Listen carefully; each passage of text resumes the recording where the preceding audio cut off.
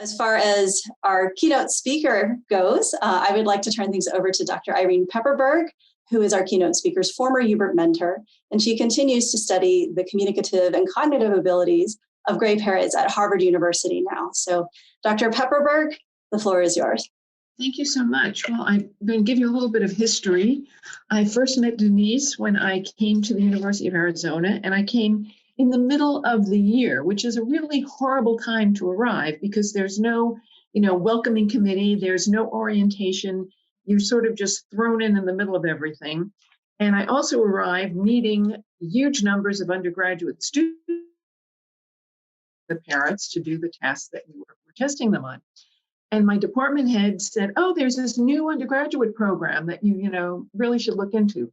So I immediately called Carol Bender and set up an appointment and told her my needs. And this was not just a new program for the U of A, but it was basically a new program nationally, because although a lot of schools had required students to do theses, this was one of the few programs that actually had a system of connecting the students with the mentors. So this was really exciting.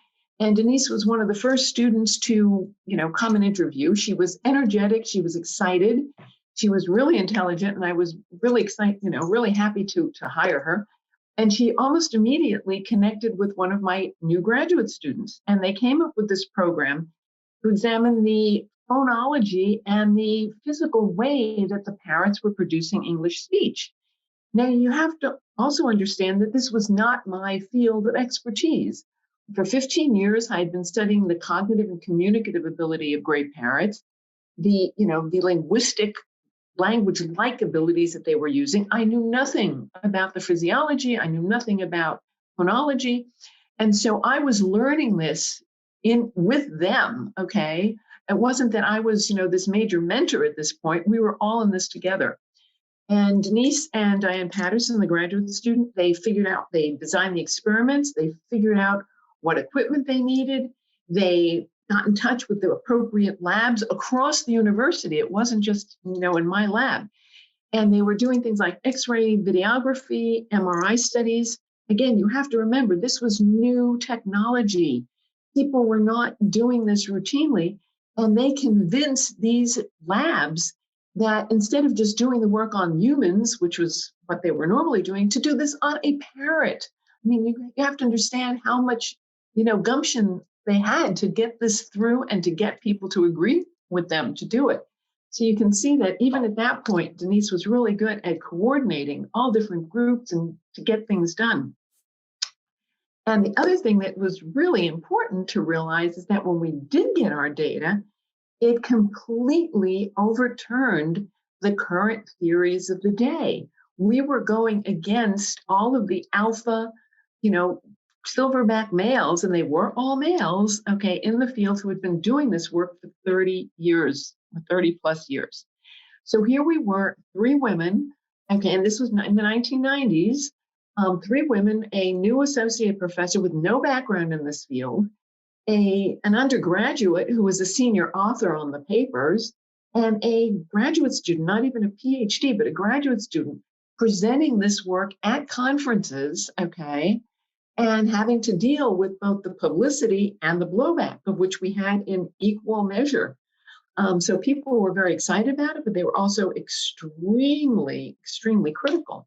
And I will never forget, seeing Denice, we had acting perfectly calm and collected and interacting with, we had people from NOVA, from people from Scientific American Frontiers, from Discovery Channel in the lab. We had basically media almost every month interviewing us and talking about the work. And there she was, very calmly talking to them, describing the work, answering their questions. I was so incredibly impressed with her at that point. And I was very proud and excited because I knew that she was going to go ahead and do some wonderful things, which she has. I'm also extremely proud to be part of this and to be able to be introducing her. So, take it away, Denice. Oh, thank you, Irene. That was such a great trip down memory lane. It has been 30 years since I was in UBURP. And I still use the lessons that I learned from you and working collaboratively in the lab every day in my work now. And it's really an honor to be here today on this Saturday, because just a few days ago, I closed out my service on the Biden-Harris presidential transition team. And I really can't think of a better way to spend my first free Saturday in many months talking with y'all. Because one theme that came out of that work with the transition loud and clear was that in order to tackle the crises facing our nation, we need to build a pipeline of scientists who will have a seat at the public policy table. So you'll recognize the 4 crises that I worked on with this transition: COVID, the economy, climate change, and racial inequity. So over the next 30 minutes or so, I want to give you a glimpse into what science-informed public policy looks like from the perspective of the career that I've had so far. So first, I wanted to quickly explain the difference between politics and policy. In politics, the goal is to identify the values and experience of those seeking office and distinguish them from an opponent. It's pretty adversarial at times, as we've noted. But in policy matters, the goal is solutions that are to important problems that can garner support and from those who are directly affected. That's the American people. When these efforts come together, we find policy prescriptions that are linked to political values. And when the two diverge, as we've seen in recent years, the result is frequently stalemate and failure. Just a little side note, this photo that was in the background is the State of the Union planning wall from President Obama's 2015 State of the Union speech. And I think it really nicely represents how intertwined policy and politics are. Here it manifested on the side of a wall in the basement. So I wanted to start picking up where Irene left, talking about my UBURP experience and the 3 key lessons that serve me today. So as she mentioned, we were looking at how parrots produce the sounds of English speech. Parrots don't have lips, they don't have teeth, their tongue has a bone in it. I mean, it's a very different vocal apparatus. And so our question was, how can a parrot still produce sounds that sound like English? And so we focused on the 2 vowel sounds that are maximally different from each other: the sound E, which is pictured on the left here, and the sound ah. And we used 3 methods. We didn't plan to use 3 methods. We planned to use 1, and then that failed. And we moved to the second, and then we moved to the third. So the first one we thought, well, we'll just start with really high definition video. And so we took video, close up of Alex, the parrot, talking, but his beak created a shadow over his tongue, so we couldn't really see what was happening. And you'll notice in the production of ah, the top on the right box, his trachea, his throat's a little pooched out. We couldn't see what was happening under the feathers. So we thought, well, maybe we'll get a better view of the tongue. So with Irene's permission, we ground up colorful candy and sort of put a little water in it and tried to dab it onto his tongue to see maybe if we made his tongue brighter, we would be able to see in the video. And that didn't help. So then we thought, okay, well, what if we try infrared video? That's what the second row is there. So that's infrared video. Of course, the EEB department didn't have an infrared video camera, but optical sciences did. So we brought Alex across campus to the infrared video room and got him to do his routine. And it was, you really could, like, every once in a while, you'd sort of see the tongue come up. We thought we'd see like this bright, molten tongue appearing out of the beak, but it didn't really work out. So then we got out the big guns, and thank you, Irene, for allowing me to do this with your primary research subject. We brought Alex over to University Medical Center into the cardiac catheterization lab, and we turned it sideways because normally the patient would be laying down, but this patient was going to be sort of sitting up in a chair in between the 2 sides of the X-ray video camera. And we got Alex to talk for 22 minutes on X-ray video. And that gave us something that we could quantify and turn into a published paper. And it was really, as Irene noted, it was a pretty big deal to publish these results in a prestigious ornithology journal, and to be able to do the rounds at some international conferences to share our findings. So this brings me to the first lesson that I wanted to share from my time at UBURP, and that is to find an awesome mentor. That really obviously makes the difference in how far you're able to go with your research. The second lesson is to search across diverse domains for solutions. So when the video didn't work, we went to optical sciences. When that didn't work, we went to the med school. And then the third lesson is to learn at least one technical skill. What I learned was digital image processing. I know other people might become very good spreadsheet wranglers and become really good with statistics, but that technical skill will really pay off. And in fact, I spent the next few years after I graduated developing science curriculum using image processing software, and then I was ready when the web began to start a career in web design. So in 2001, I fell in love with the city of New Orleans and moved there. I was working with a nonprofit, and there was this great convergence of new data about American communities coming out. The Census 2000 data was being released, and the internet was really just becoming a thing. And so this was the first census where we could publish census data on the internet and make it easy for communities to use this data. In the past, decisions about communities had been made behind closed doors by people in power. That's how policy was set. And we thought there was a real opportunity here to democratize that data so that people in communities could use the data to advocate on behalf of their own destinies. And that work was really satisfying and fun. And then Hurricane Katrina happened in 2005. This is where I always note that we got the good side of the storm. The storm had been downgraded to a Category 3 by the time it hit New Orleans. It was not a direct hit. In fact, it wobbled a little bit to the east at the last minute. What failed was the federal infrastructure. And 80% of the city flooded. And I know you all were probably in elementary school when this happened, but you may remember images like this being all over the TV. And it was really a failure of government at all levels. And frankly, it made me really angry, very angry, because it was like first the storm hit, and then the federal infrastructure failed. And then there was the onslaught of bureaucracy that was sort of like the second wave. And our people scattered all over the nation. I'm a little dot there in Cave Creek, Arizona. I lived with my parents for a few months. It took me 6 months to get power. And the question was, as we were rebuilding the community, there were a lot of decisions to be made, and we didn't know how many people were back, what services they needed. So as people were coming back into the city, where should we put up health clinics? So if someone injures themselves rebuilding their house, they can get a tetanus shot. Which playground should we rehab first, so children aren't playing in the polluted from the flood lead and arsenic residue? And we couldn't answer those questions because there was no data.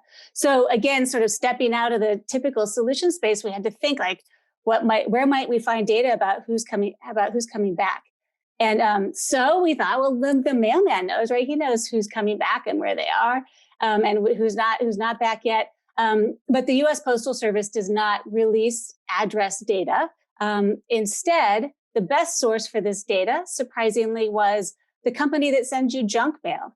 And so they donated their monthly data on addresses actively receiving mail to us. And that allowed the city of New Orleans to chart a path toward a more equitable recovery and really use the limited resources that we had to tip blocks toward being livable and walkable again. So through this time, I was working with this nonprofit, and we were tracking the recovery. And because our theory of the game here was that if we had a common base of shared information, then we could all be working in the same direction as we approach the rebuilding process.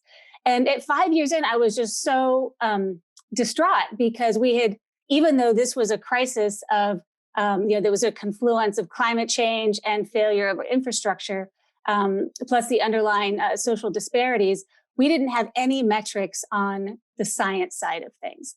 And so I made it my mission for the 5-year anniversary to turn this data, this scientific data on wetland loss. And the wetlands, of course, are the primary buffer against hurricanes to reduce the severity of the impact on communities. So I was able to turn that science across a bunch of different papers at US Geological Service into a metric, 23% land loss since we started measuring it in 1956, that could be used in policy discussions. So that's when I really caught the policy bug. And when Mayor Landrieu was elected in 2010, I jumped inside of his administration, and by that time, so I should note, it was really they were really tough times. I mentioned how much government at all levels had failed us. Well, the previous mayor was on his way to federal prison, and we had a lot of trust to rebuild, both with the community and with our colleagues in City Hall. And so my specific role was in helping to pull together data to increase transparency and accountability so that we could enter the next phase of the recovery. So if you want to see what that looks like at the local level, if you're into climate adaptation and resilience, this is what it looks like when you map out the process of identifying and rehabilitating storm damaged homes that really littered the neighborhoods. And what was groundbreaking about this work was that once the public had the same view into what was happening with the neighborhoods and these storm damaged properties that the government workers did, things changed dramatically in terms of our recovery. We stopped arguing about the facts and we started talking instead about what the solutions might be. So right around that time, I had been talking with my boss, the chief information officer, Alan Square. And I had mentioned that I really at some point want to pivot into climate work.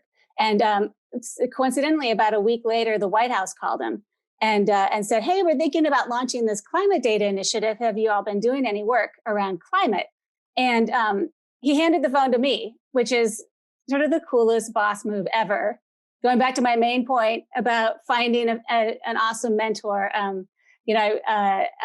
it's really tremendous that he handed the phone over to one of his staff who was well suited to answer the question. So next thing I know, I'm in Washington, D.C. at the White House talking about how New Orleans needs better climate data for for adapting and responding to climate change in the future. And at that point, I realized that I really wanted to have impact at the national scale. So I applied for a Presidential Innovation Fellowship, and that was in fall of 2014. So right around that time was that summer was the police killing of unarmed Michael Brown in Ferguson, Missouri, and I just couldn't stop thinking about it and trying to figure out like what could my role be in that. I had this background in local government transparency and accountability. My colleague on the left here, Clarence Wardell, before he joined the White House, he was working with local law enforcement agencies to help improve their practices to be more equitable. And we started talking, and we thought, well, what if police departments, what if they were more transparent about their use of force and traffic stops and complaints from citizens? Maybe that could help improve the national dialogue, just as the transparency had helped improve the local dialogue in New Orleans after Katrina.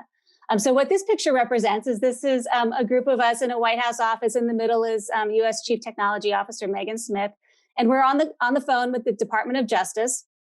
And they're telling us that this is a really bad idea, that it'll never happen. You'll never get police departments to voluntarily publish their data. And the only way to do this is through a top-down, like super long, drawn-out process, developing data standards, pushing them down. It'll take several years.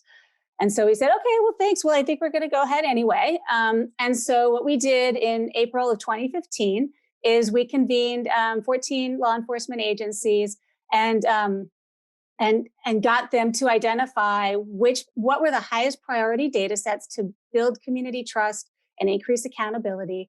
And then what you see on this open data commitment board on the right is a grid. And everywhere you see a Post-it note there, it's a police chief who said, I'm going to open up this data. And what's worth pointing out here is that even though the climate changed tremendously in the change to the Trump administration, there was no going back on these commitments. And the policing was permanently changed by the fact that these data were now in the open. So a month after that, in Camden, the president announced the Police Data Initiative. This ended up being one of his earliest and most tangible responses to the 21st Century Policing Task Force. And by the end of the administration, 130 agencies had signed up. And as I mentioned, although national politics shifted, many local policies stayed. And it's worth giving a shout out to Chief Magnus in Tucson, because just 4 months ago, they published really detailed use of force data on their website, and he's hired a data analyst who's committed to being transparent and accountable. So they continue this work at the local level because it was the right thing to do. So what am I doing now? So when the pandemic struck, I did a lot of soul searching to figure out, like, what is my highest and best purpose? Like, how can I help? And it turns out I'm really good at taking complex data and scientific concepts, and turning them into bullet points and graphs that can then be used to inform public policy. So yesterday, for example, I was on a webinar talking about indicators for the South on how the southern states are faring. As we go from the current pandemic state to how do we chart a trajectory toward community prosperity. And so I wanted to close with a couple of indicators that we're looking at just to show you, because I know several of you are working on COVID issues, and just to show you the intersection that's just very lively right now between public policy and the science around that. So the fundamental issue that this slide, I think, really captures is that crises exacerbate inequities. What we're seeing here are hospitalization rates by race and ethnicity. And if you go into medicine, you can be the best doctor in the world, but the social and environmental determinants of health are often going to overwhelm whatever help you can provide. So as you can see in this slide, that American Indian, Alaska Native, Black, and Hispanic populations are 1.5 to 2 times more likely to have severe COVID outcomes than our white people. And racial disparities in health outcomes have existed long before COVID, but they only partially explain the divide that we're seeing in this pandemic. Emerging research points to occupational exposure as a key driver of higher infection rates. Populations of color most impacted by COVID are overrepresented in frontline work such as agriculture, food processing, transportation, janitorial work, and caregiving. And thus, they're not granted the privilege of working from home. Plus, the cumulative health impacts of living in unsafe neighborhoods, breathing polluted air, having less access to healthy foods or quality medical care, and a lifetime experiencing racial discrimination mean that those populations have higher rates of comorbidities such as diabetes, heart disease, and obesity that are associated with greater morbidity and mortality in COVID cases. Now, this is not just my opinion. There's a ton of excellent research to support this contention. So on the next indicator I just wanted to close with is around vaccines, because I know that's top of mind for a lot of us right now. And we're seeing real time how federal, state, and local policies, plus how well they are implemented, is actually a matter of life and death. And so what you see here is the green boxes represent the percentage of the population that has received at least one shot. As you go down the chart, the darker green means that that a higher percentage of the population has gotten their first or second shot. West Virginia is faring the best in the nation. So West Virginia is leading, and Alabama is second to last. So I just wanted to talk about what's happening in those two states, starting with West Virginia. West Virginia is a mostly rural state. They don't have many of the national pharmacy chains like CVS and Walgreens. And those pharmacy chains are where the federal response has really focused, using them as hubs. So instead of using the federal mechanism, West Virginia took advantage of the fact that they have many local, often independently owned pharmacies in their communities. And those pharmacies already have existing relationships with patients in nursing homes, healthcare providers, and whatnot. So by the time the shot started to roll out in December, those local pharmacies in West Virginia already had a lot of the people who needed vaccinations already had appointments. So by the end of the year, they were the first state to get their nursing home staff and residents all vaccinated, for example. So that's just a fantastic success story of how they tapped into the local community networks they already had. On the opposite side of that is Alabama. And if you look in the far right column of this, you'll see the number of doses used. It's worth noting that the CDC is distributing these vaccines proportionally based on total population. So you can compare these numbers. They are comparable across state. And it looks like Alabama has only used about 29% of their vaccines so far. But it turns out that that's not an accurate number. There's a failure of the local data reporting infrastructure. So the providers, when they give the shots, they're giving the shots, but they're not recording it into a system that then goes to the state and then gets transferred to the CDC. So the CDC, their policy is that they will only send more vaccinations if there's room in the freezers. And according to the CDC's data, there's not room in the freezers for more vaccinations. So now Alabama is in this difficult spot where they don't have enough shots to go around. And this technical difficulty is one that's being experienced across states. The lag in reporting used to be annoying because we didn't have visibility, and now it's literally going to cost people's lives. So I'm going to close now with reinforcing the lessons learned. First, seek out awesome mentors. Second, learn at least one tech skill. I promise you that will pay off. And third, look across disciplines for solutions. Jennifer tells me that about 1/3 of you will go into medicine, 1/3 of you will go into research, and 1/3 will go into some other career. For those of you heading into medicine and research, I hope that you'll consider engaging in public policy just as a part of being good stewards for your profession. For those in the last third, I hope that you might be inspired to consider applying the skills and experience from your time at U of A to public service. And if you'd like to talk more about careers in public policy, please reach out to me on Twitter or LinkedIn. I will always accept a LinkedIn connection from a fellow UBERP alum. So with that, I'll go ahead and move to questions. If anyone has them, please put them in the Q&A. And I'll start with Allison Titcomb. Hi, Allison. We're friends on Facebook. It's great to see you. So what she asked, what was your favorite thing about Tucson and U of A? And this is for Irene, Dr. Pepperberg, and me. I'll start, and then I'll pass it over to Irene. I think the fact that every professor whose door I knocked on, whether they were in engineering or optical sciences or planetary sciences or the med school, they always let me come in and talked about their work and helped me figure out these problems. And it gave me almost an unrealistic view of how, of how the world was. And so now I'd still brazenly knock on people's doors, expecting that same sort of generous reaction. So I'm glad that I launched into my career with that type of optimism. Irene? Yeah. For me, it was the incredible excitement of the undergraduates doing the research. And it wasn't unique. I mean, I had worked at Northwestern and wonderful, wonderful undergraduates there. But having this program that actually helped the students was amazing. I mean, it wasn't just hit or miss that, they ran around trying to find somebody who might, conceivably want to work with them.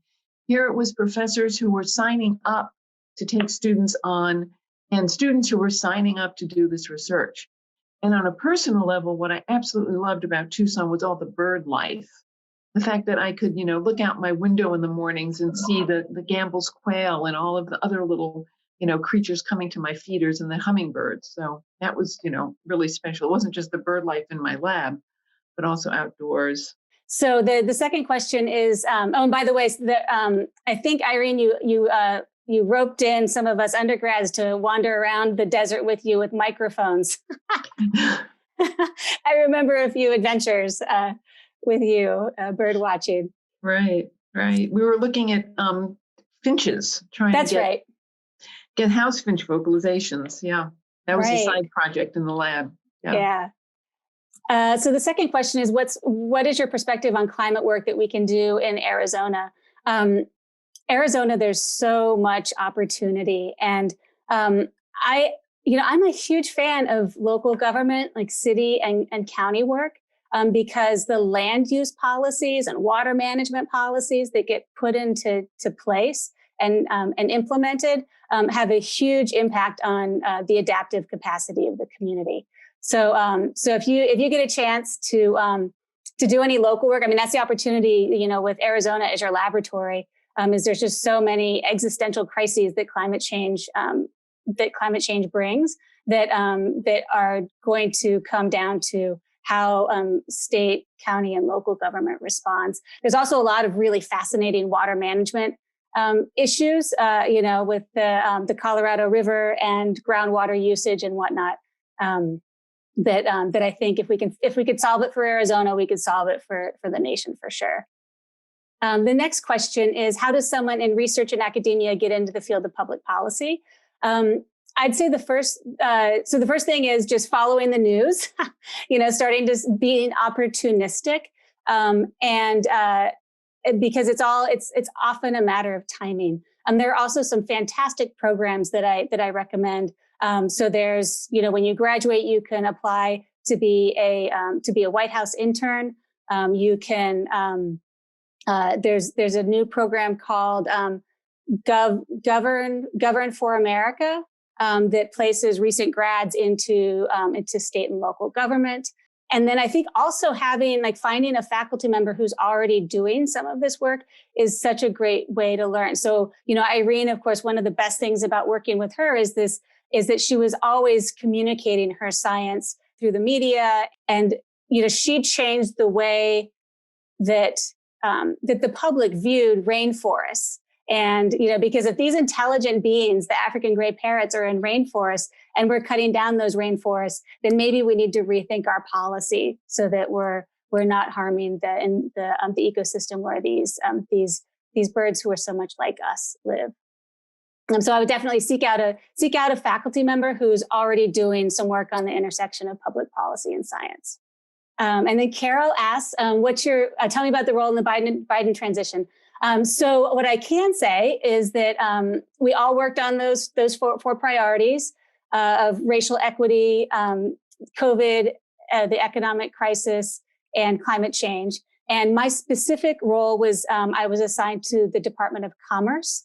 And we were the agency review team. So we went in, and the Department of Commerce is a very large agency that includes NOAA, which is home to a lot of our really robust climate data, and also the Census Bureau.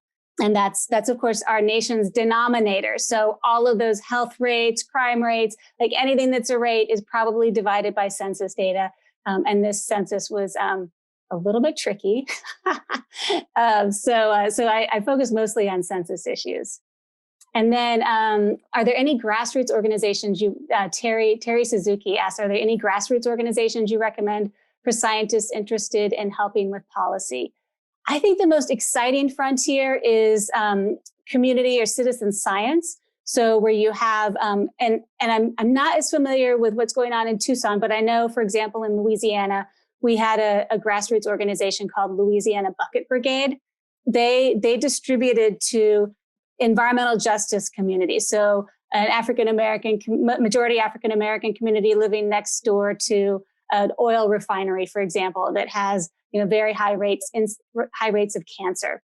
The Bucket Brigade would give these air monitoring buckets to residents who would then document the data and report it back. And then that data is successfully used in lawsuits and for policy changes and land use changes and whatnot.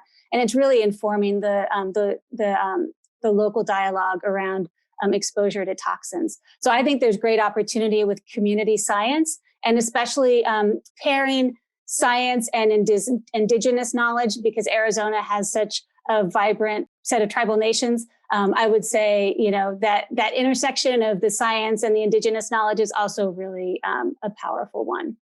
Next question from Catherine is, what sort of challenges did you face when trying to communicate the conclusions of studies to local politicians? The deal with politics is it's sometimes about facts and sometimes about emotions or hunches or, intuition. And if a politician's mind is already filled with hunches and intuitions, then it's hard to make room for new facts that don't align. It's really helpful when leadership is science-minded. When you have politicians who believe in science, then it makes it much easier for scientists and data to inform the policy discussions. But I will say the other thing, the other way we were able to sort of face some of the challenges is if you can get robust community engagement. So on policing, for example, there might be resistance if you go to the political level because, releasing data on how often your police force uses force or how often they pull over people of color in traffic stops, that might not make you look good as a politician. But if there's community demand for that data, then it changes the dynamic a lot. So I think community engagement is the great equalizer there. And then last, from Carolina, what are your tips to help scientists communicate their science to people in policy? I'd say just start practicing and work backwards from issues that are already relevant, and then sort of use that as the tip of your spear. So if and in fact, the more relevant and timely, the more likely the data are to be consumed. So if a legislator is getting ready to vote on a bill around COVID relief or something around the environment, for example, then that's a great time to give specific feedback. And also, I think a great mechanism also is through practicing writing op-eds and just getting your voice out there to get comfortable with these ideas and see what lands and what doesn't. It's a lot of experimentation, and 80% of my ideas sort of are clunkers, but 20% of them land. So I'm doing pretty well. And please do look me up if you want to talk further about this.